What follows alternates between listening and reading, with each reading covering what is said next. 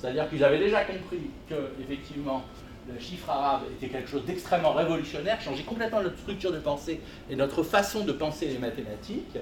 Mais effectivement, il y avait un retard à l'allumage, et surtout ce qui est intéressant, c'est que ça posait des tas de questions, c'est-à-dire bon, que Wilansky ramène ironiquement au présent. On dit oui, comment les jeunes, comment on peut leur apprendre les mathématiques, comment former les gens en mathématiques, etc. Alors que peut-être, dit-il, et c'est là que le code revient, peut-être que ça serait beaucoup plus simple si on ne passait pas par les mathématiques pour comprendre certains systèmes, mais par du code. Alors je vais vous montrer NetLogo. Ah, attends, je quitte le truc. Tu pourras leur envoyer les adresses de NetLogo que je vous ai envoyées le jour, ou je leur donne maintenant? Je peux envoyer maintenant. Hein, il y a NetLogo et StarLogo TNG, je vous montrerai un peu StarLogo TNG après. Comme ça, tout le monde est membre du glace en fait, donc si tu peux le montrer maintenant, c'est très bien. De toute façon, je le montre. Bon. De toute façon, c'est pareil, vous tapez NetLogo, N-E-T-L-O-G-O dans Google, vous tombez tout de suite dessus. Et après, je vous parlerai de StarLogo TNG. Vous tapez dans Google StarLogo, et TNG, c'est The New Generation, les fans de Star Trek reconnaîtront, qui est aussi l'autre programme dont je vais vous parler. NetLogo.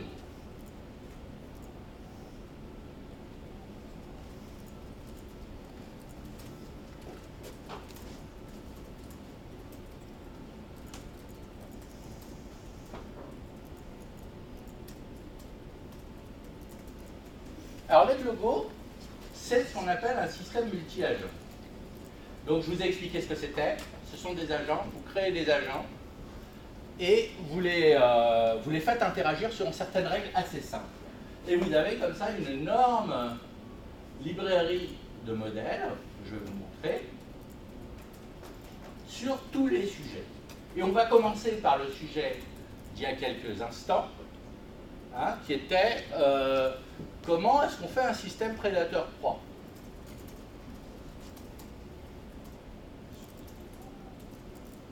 Là-dedans.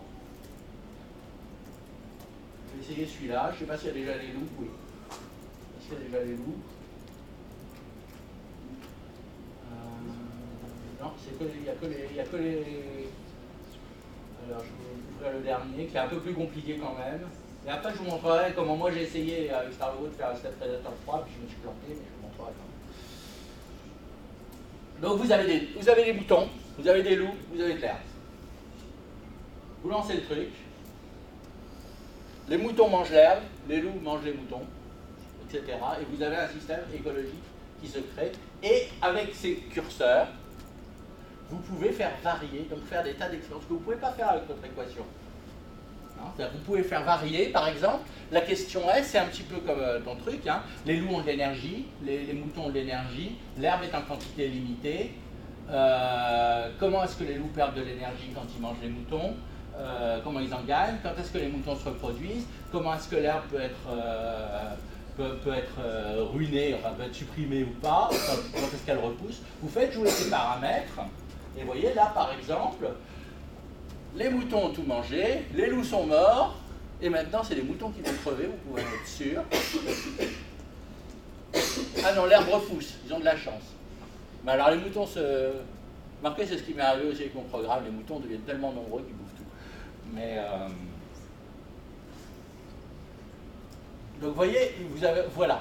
Donc maintenant vous allez me dire, est-ce que c'est super compliqué de faire ça? Alors voilà le programme. Bon, ça a l'air comme ça plus compliqué et plus long que les équations que je vous ai montrées tout à l'heure. Vous ne faites pas d'illusions. Ce langage, vous l'apprenez en quelques heures.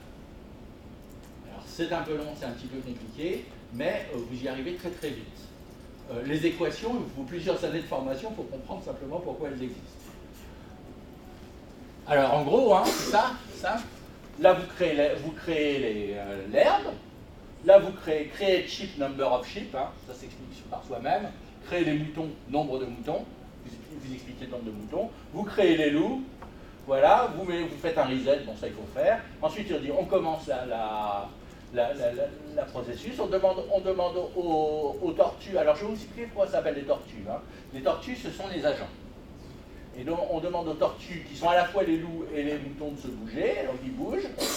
L'herbe augmente, repousse ou ne repousse pas, etc.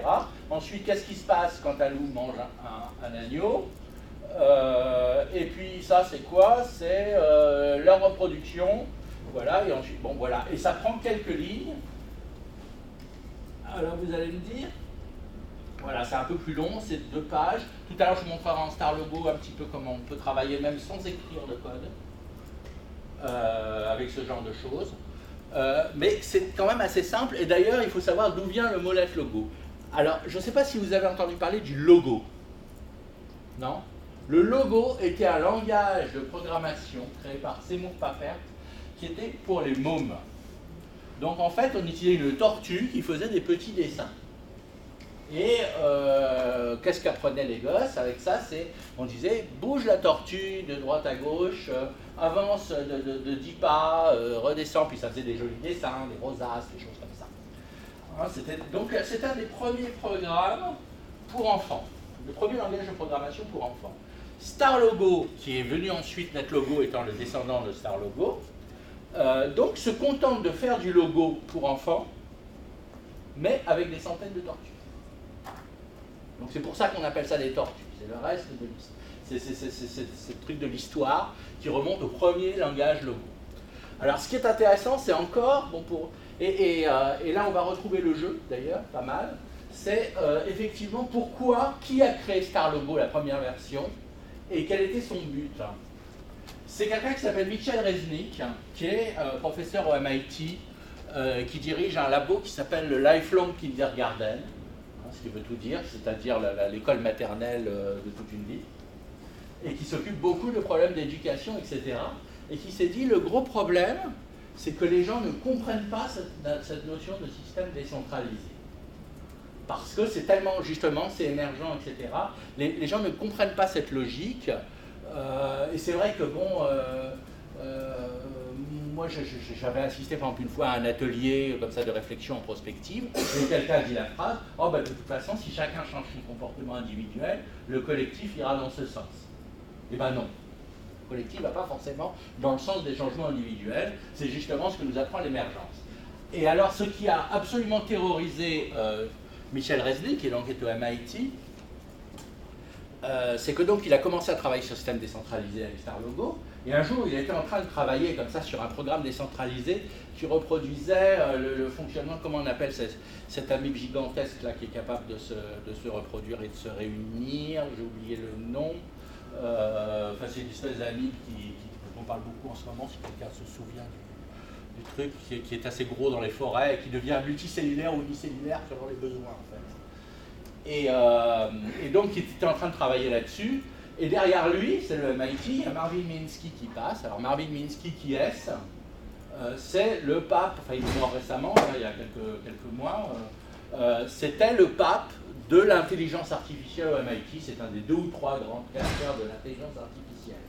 Et il y a Minsky qui regarde son programme et qui lui dit « Oh, c'est facile ce que tu fais, il n'y a aucun problème. Tu as un organisme central qui dit aux différentes cellules de se réunir. » Et Reznick s'est dit « Mais alors, si même Marvin Minsky, qui est quand même les gros pontes de l'intelligence artificielle, n'est pas foutu de comprendre que dans ce genre de programme, il n'y a pas un système de contrôle qui dirige le tout, c'est que vraiment il y a un besoin de ce côté-là. » Donc c'est là qu'il a créé StarLogo, et StarLogo à l'origine était pour les enfants.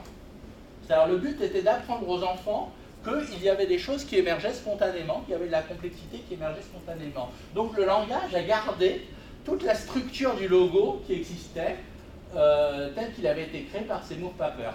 Petite chose intéressante sur Reznick quand même, qui nous ramène à ce qu'on disait tout à l'heure.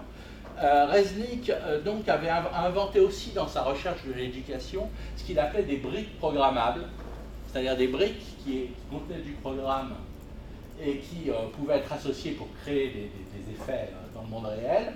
Et ça a beaucoup intéressé Lego, et les briques programmables de Reznick sont devenues Lego Mindstorms, que vous connaissez sans doute, et donc c'est le système pour créer des petits robots avec des Lego.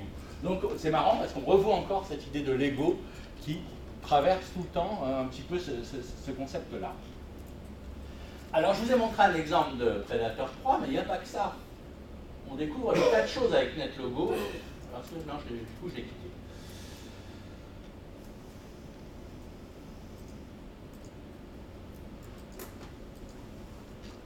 On découvre par exemple que ça touche aussi les problèmes de sciences sociales. Alors, par exemple, parti. Voilà un système multi-agent qui pose une question vraiment fondamentale dans l'histoire de l'humanité. C'est, vous invitez des garçons et des filles pour une fête. Comment vous évitez qu'à la fin, ça se termine par des groupes de filles et des groupes de garçons? Vous voyez, c'est très très fondamental. Et en fait, bon là vous avez les bleus et roses, hein, je ne vous explique pas le symbolique. Et en fait, bon, c'est basé sur un système, c'est-à-dire la tolérance, le nombre, vous avez la tolérance, le nombre, etc. Et alors l'idée de base, c'est un groupe de garçons va tolérer un certain nombre de filles, un groupe de filles va tolérer un certain nombre de garçons. Quel est le nombre de quelle est la tolérance requise pour permettre effectivement que le groupe reste mixte? Bon, voilà le genre de questions auxquelles on peut s'amuser à essayer de répondre. Et effectivement, vous faites par exemple là, la tolérance est de 25 et vous voyez qu'à 25, ça ne marche pas. Hein, et les bleus sont avec les bleus et les roses sont avec les roses. Si j'augmente la tolérance à 62%, là, bah non, vous voyez. Bon, ça reste quand même... Ah non, non, ils sont ensemble. Il y a des groupes qui sont ensemble, là. Voilà, bon. Des genres de choses qui se font comme ça. Il y a des choses assez intéressantes, assez spectaculaires, par exemple, qui permettent d'expliquer certains phénomènes naturels assez curieux, comme par exemple le phénomène des lucioles. Alors, si vous baladez dans la forêt, surtout dans le sud de la France, vous avez les lucioles, vous savez, qui brillent et qui s'allument et qui s'éteignent, et vous avez souvent l'impression que ces lucioles s'allument tout en même temps et s'éteignent tout en même temps. Alors, y a-t-il un patron des lucioles qui leur explique ce qu'elles doivent faire? Non, là aussi, vous avez un système qui est local, c'est-à-dire chaque luciole interagit juste avec sa voisine. Vous lancez le système de lucioles. Bon, alors au début c'est le chaos, ça ne marche pas. Vous allez voir comment ça va évoluer.